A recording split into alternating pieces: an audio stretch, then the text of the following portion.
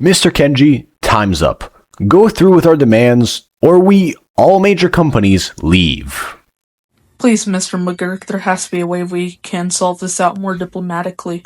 People are unhappy, Kenji. China and I won't be glad to help the unhappy people with firearms. Fine, we will go through with the demands, but we will not betray our ally South Korea. Thank you, Kenji, for making the right choice. You have 4 months. The people of Japan. Democracy has failed us. The state of Japan is now in martial law. Hello guys, welcome back. In today's episode, we're going to be looking at what if a zombie apocalypse happened in 2026. We are on episode 4 of this series. Please consider liking and subscribing as it helps out a ton.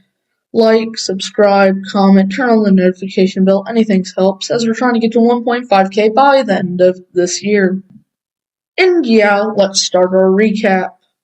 Starting in Europe, the first event, or the last event in the video, was just the zombies taking Mandarin.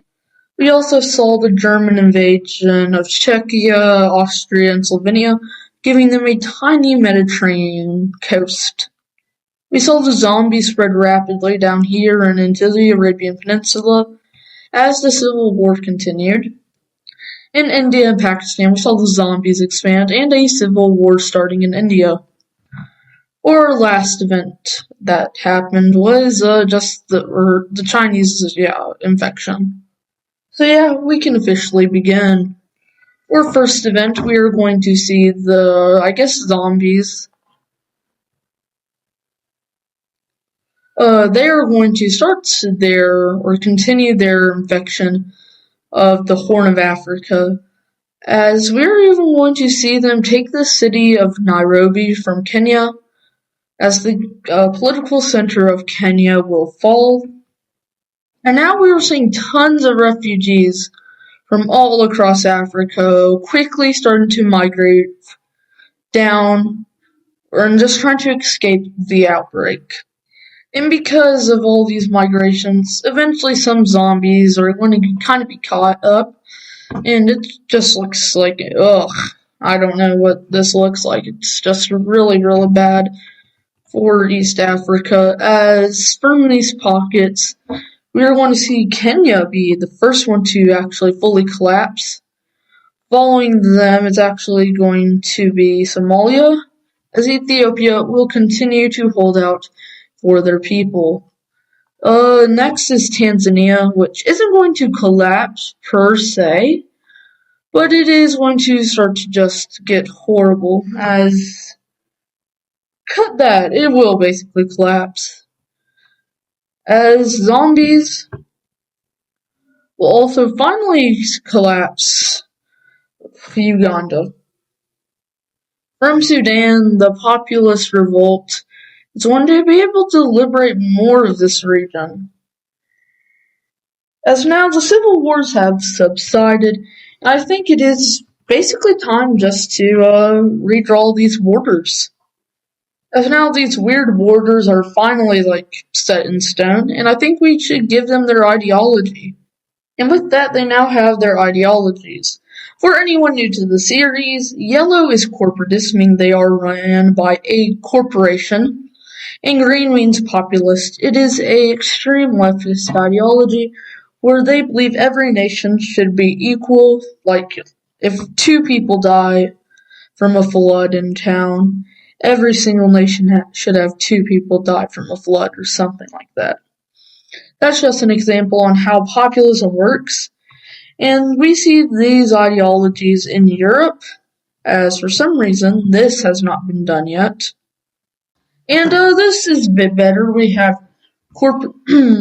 populist France, populist Belgium, and the populist People's Republic of England.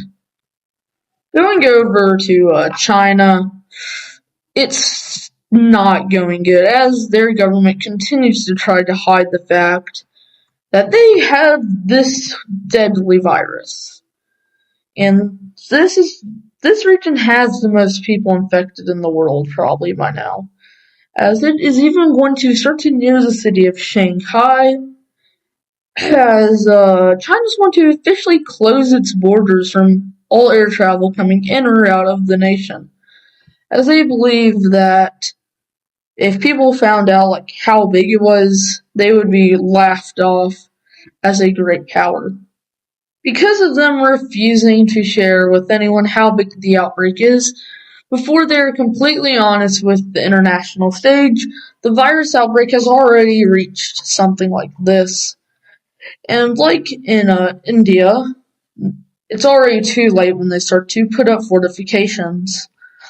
And by the time they do start to put up fortifications, it is well too late, as these pockets could start to sandwich this group from, And also here, it could easily start to travel through this unprotected edge. Going away from, I guess you can say, zombie outbreaks. Actually, no, you can't. We actually want to be skipping over to civil wars, as we are going to see the civil war in India continue to ramp up, as the corporatist movement is going to start to become I guess you can say, what much of the people want. Just someone who will use force to put down this unrest. And as they are able to actually push back the zombies a fair amount, we are also going to see some areas by Bengal just switch to populism, as both sides are now starting to compete for influence in which was once India, the great nation of India, has, like China, fallen to just civil unrest, as I think it's actually now appropriate to do something for India, which we have not really seen in much other countries. And this is to just say they have collapsed, as in almost every part, except for this part which is still white, their government has effectively collapsed. As we continue, I guess, just zombie outbreaks, we're going to see something very major happen that will ruin the morale of the Saudi Arabian troops. Mecca and Medina will both be captured and completely infected, as we try to save the city, which did not work, as I'm going to highlight the area of Mecca kind of here. As the zombies were starting to roll in, they bombed everything to try to save I don't know what that cube is, but it was blown up in the crossfire, basically, effectively, ending all hope for the Saudi people. Going now to the stability map, we're just going to actually have to update it. And what effectively is that all the nations that did corporatism or populism are now light green for stability, as this is very surprising. And if you're wondering why isn't Ethiopia dark red, it is because they are not in an active collapse, as they are not in a civil war yet. Going back to going to Spain, not going back. The zombie outbreak is going to continue to affect them in as it's not going good, as though they were able to start to slow the rate of infection, they have not been able to completely halt it. This will cause a corporate-funded, civil war by a certain company that I am not going to name, and a group of people who oppose that company also starting to rise up inside Spain, as both seem to be not as extreme as the other civil wars that have been wrecking the world. Once again, we are just going to see Spain completely fall into this, but surprisingly, they will both work together to try to halt and actually repel zombie expansion inside of Spain. As surprisingly, it will just work, as both of them will make an armistice to agree that they will not fight each other until the zombies are completely gone from Spain. and Spain will retreat to the Canary Islands. Seeing how instability has been rocking this world, inside of Portugal, we're going to see two factions start to gain power in the election.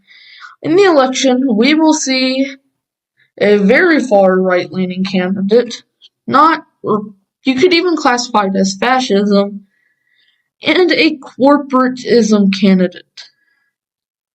Realizing that it is basically a 50-50 split in the election, both will claim sides in the Spanish Civil War, causing it to meet actually war, which was very unwanted as Portuguese populist troops will start to invade Hispaniola. Not Hispaniola, just Spain. And now, for our second to last event of this video, we're going to be seeing weird people are going to start to invade Venezuela, targeting the oil-producing sites in the coast and on the ground, as they will start to even send paratroopers in, effectively starting to just take major sites, as even the capital, Venezuela, is going to start to fall to these just paratroopers in this super high-tech military. And they are going to be treated two very separate ways. Some are going to call them liberators, while some are going to call them imperialists. And these are both in the same nation. And this was the American invasion of Venezuela. In the north, we're going to see it be split down the middle, or not really down the middle, but split, as they don't want to go into these less populated, more hostile areas.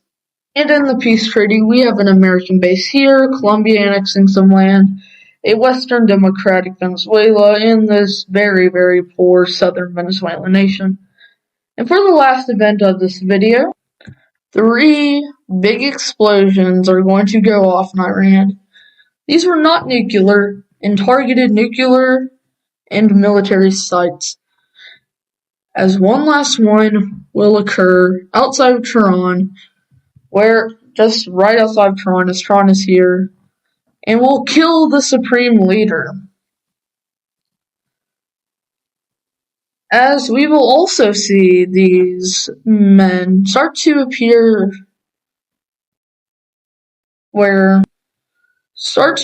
just launch some military operations here. And this is where we are not going to end this video. I tricked you guys, as we have one more event. We will see World War III begin with the corporatists and the populists going to war, but that is not the only other side, as the West will also get involved in this war, as so will the US, Canada, and Iceland join, Morocco joining, Australia and New Zealand will join, and all of East Asia, or American allies in East Asia, will join. And another side will also join this conflict. This is the anti-Western alliance, just a coalition of states who are anti-Western, or will join this war, as even European countries and NATO will join. As I think we should turn off a few of these layers to show you what this war looks like. I would like to welcome you guys to World War III, World War III, the war of the ideologies. And before you click off this video, there is another end credit scene, so please stick around to watch that, and I will see you guys in episode 5, where the war starts to pick up. And this will be a 2-episode long war, episode 5 and episode 6. So yeah, just stay tuned for that. Please consider liking and subscribing, and I would like to see you guys in the next video. Bye.